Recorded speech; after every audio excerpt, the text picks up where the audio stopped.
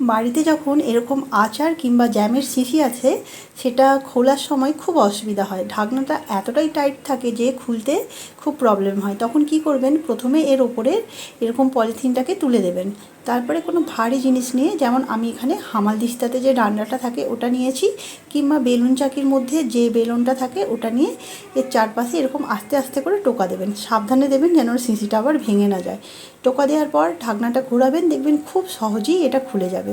ছোট্ট একটা টিপস ছিল, যারা জানেন তারা তো জানেনই, যারা নতুন আশা করছি তাদের কাজে লাগবে।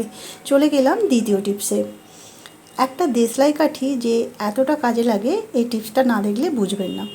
আমাদের বাড়িতে যেসব কাঁচের শিশিতে করে জিনিসপত্র আসে, সেই জিনিসপত্রগুলো শেষ হয়ে যাওয়ার পর এই শিশিগুলো আমরা আবার ব্যবহার করি, কিন্তু এর ভেতরে বারবার ধোয়ার পরেও গন্ধটা থেকে যায়। তখন কি করবেন, একটা দেশলাই কাঠি জ্বালাবো। কাঠিটা ভালোভাবে জ্বালিয়ে এই শিশির মধ্যে দিয়ে দেব, তারপর ঢাকনাটা বন্ধ করে দেব। এইভাবে প্রত্যেকটা শিশির মধ্যে দিয়ে ঢাকনা বন্ধ করে 1 মিনিটের জন্য রেখে দেব। 1 মিনিট পর ঢাকা খুলে দেশলাই কাঠিগুলো এর থেকে বের করে দেব। তাহলে দেখবেন এর ভেতরের যে গন্ধটা সেটা পুরোপুরি চলে যাবে। তারপর আবার নতুন করে এর মধ্যে জিনিসপত্র রাখতে পারবো। ছোট্ট একটা টিপস ছিল, যারা নতুন, যারা জানে না আশা করছি তাদের কাজে লাগবে, আর যারা জানেন তারা তো জানেনই। চলে গেলাম তৃতীয় টিপসে। যখন আটা কি ময়দার প্যাকেট অনেক বেশি করে আনা হয়, দেখবেন অনেক সময় পোকা হয়ে যায়। তখন কি করবেন, এর মধ্যে কয়েকটা তেজপাতা রেখে দেবেন। তাহলে কি হবে, এর মধ্যে পোকাও হবে না আর আটাটা অনেক দিন পর্যন্ত ব্যবহার করা যাবে। ছোট্ট একটা টিপস ছিল, যারা জানে না আশা করছি তাদের কাজে লাগবে। চলে গেলাম আমার 4 নম্বর টিপসে। সকালবেলায় অনেকেই স্কুল কলেজ অফিসে যাওয়ার সময় গরম ভাত খেয়ে যায়, আর মায়েদের খুব তাড়া থাকে যাতে ঝটপট ভাতটা করে দেওয়া যায়। ফ্যান ঝাড়ানোর ঝামেলা ছাড়া কিভাবে ঝরঝরে ভাত তৈরি করা যাবে তারই একটা ছোট্ট টিপস দিচ্ছি। যে বাটিতে চালটা মেপে নেব, 1 বাটি চাল প্রথমে ধুয়ে দিয়ে দেব। এবার ওই বাটিরই 2 বাটি জল এর মধ্যে দিয়ে দিতে হবে। এটা যে পাত্রে চালটা মাপবেন সেই পাত্র অনুযায়ী সেটা ডবল জল দিতে হবে। এবার একটা সিটি দিয়ে নিয়ে প্রেসার কুকারের ঢাকনার পিছনে যে আংটাটা থাকে ওটা খুলে দেব। তারপর নিজের থেকে যখন ঢাকনাটা খুলে যাবে, দেখবেন ভাত একদম রেডি হয়ে গেছে। এবার কি করতে হবে, হাতায় করে একটু ভাতটা নেড়ে দিয়ে পাখার নিচে একটু রেখে দিলেই একদম ঝরঝরে ভাত রেডি হয়ে যাবে। এবার চলে যাব 5 নম্বর টিপসে। বাড়িতে যখন কলা আসে, 2-3 দিনের মধ্যেই কলাগুলো কি হয়, কালো হয়ে নরম হয়ে যায়। শেষের দিকটা আর খেতে ভালো লাগে না। তখন কি করবেন, একটা টিস্যু পেপার নিয়ে বা খবরের কাগজও নিতে পারেন, সেটাকে এইভাবে একটু লম্বালম্বি ভাঁজ করে নিতে হবে। আমি যেরকমটা টিস্যু পেপারটাকে ভাঁজ করছি, এইভাবে ভাঁজ করে নিয়ে কলার বোটার দিকটাতে ভালোভাবে এটা দিয়ে মুড়ে দিতে হবে, যাতে বোটাটা একটু না দেখতে পাওয়া যায়।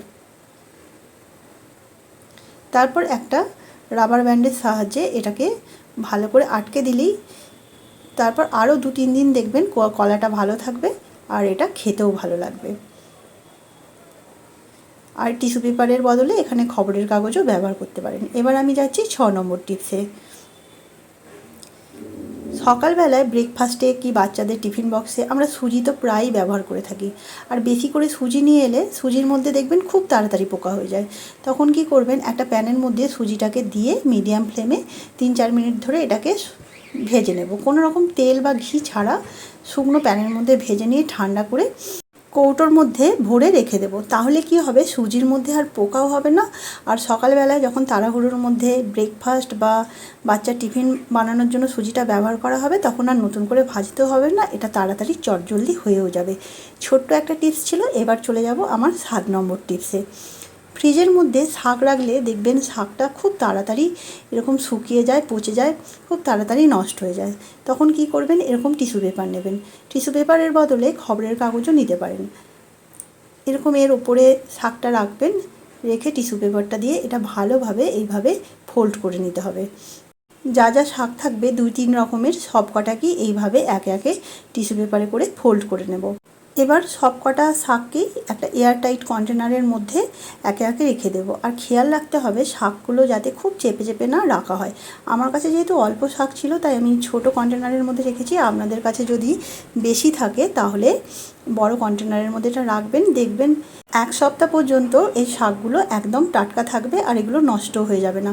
তো ছোট্ট কয়েকটা টিপস ছিল, যারা জানেন তো জানেন, যারা নতুন আশা করছি তাদের কাজে লাগবে। তাহলে এখনকার মতো আসি, সবাই খুব ভালো থাকবেন, আজকের মতো টাটা।